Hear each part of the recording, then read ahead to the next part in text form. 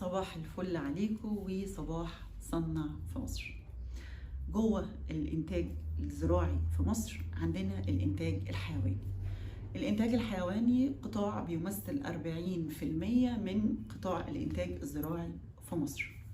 عارفين إن إحنا عندنا مشكلة في الإنتاج الحيواني، إن إحنا عندنا مشكلة سعر اللحوم غالية. طب هو سعر اللحوم غالية ليه؟ بسبب إن إحنا عندنا الأعلاف، بسبب حاجة تانية كمان، إن النوعية أو السلالة اللي موجودة في مصر الحاجة اسمها التحويل اللحم بتاعها بيكون مكلف جدا. يعني ايه تحويل اللحمة مكلف جدا؟ يعني انا عندي لو جبت عجلين اكلتهم نفس كمية الاكل، في الاخر كمية الاكل دي هتتحول الى قد ايه؟ كام كيلو لحمة؟ في بعض السلالات زي اللي من رومانيا، زي السلالات بتاعت الانجوس، زي البراون، زي السلالات بتاعت سيمنتال، كل السلالات دي بيكون معدل التحول بتاعها بتاع اللحوم بيكون اعلى من السلالات المصريه. السلالة المصريه موجوده في مصر، اللي هو الجاموس والبقره المصريه. طيب عايزين نرفع الانتاجيه عشان نعمل قيمه مضافه اكتر. يعني لو اكلتها نفس ال 100 كيلو علف مش هتديني الانتاج بتاع 300 كيلو، لا ده انا ممكن اخد 600 كيلو و700 كيلو بدل ما اخد ال 400 كيلو.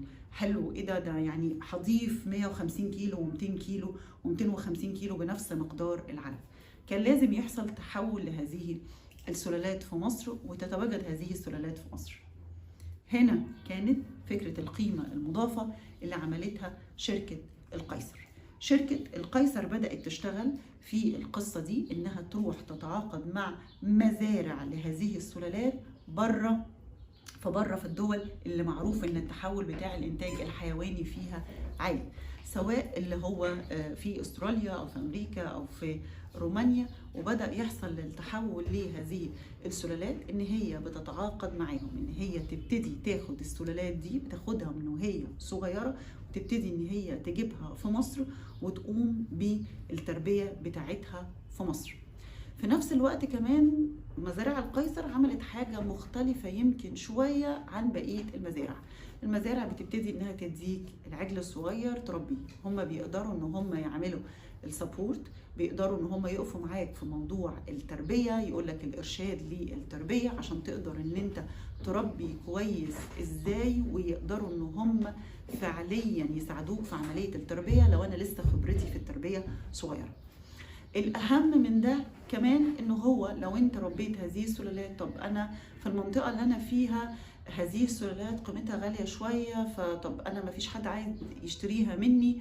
هم عندهم من النتورك بتاعتهم الناس اللي بتشتري هذه السلالات والجزارين اللي بياخدوا هذه السلالات، فيقدروا كمان يساعدوك في عملية البيع. القيمة كمان المضافة أو اللي هو فرقت كمان في موضوع التربية معاهم في مصر، إن إحنا كان هذه السلالات في مصر بنأكلهم العلف عشان يرموا لحم كتير.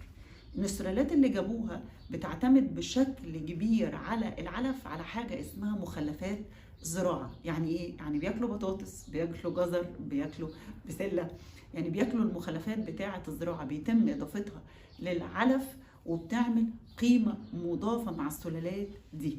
الغريبة كمان إن بيتقال على اللحمة بتاعتهم اللحمة المسكرة، عشان هم بياكلوا العلف بتاعهم في جزء نباتي. دارسين الموضوع كويس.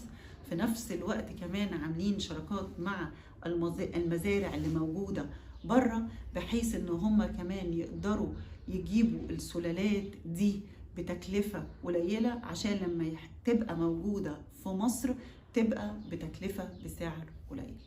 تحية للي بيعمل قيمة مضافة، تحية للي حاب ان هو يغير حاجة في القطاع بتاعه، وصباح الفل عليكم وصباح صنع في مصر.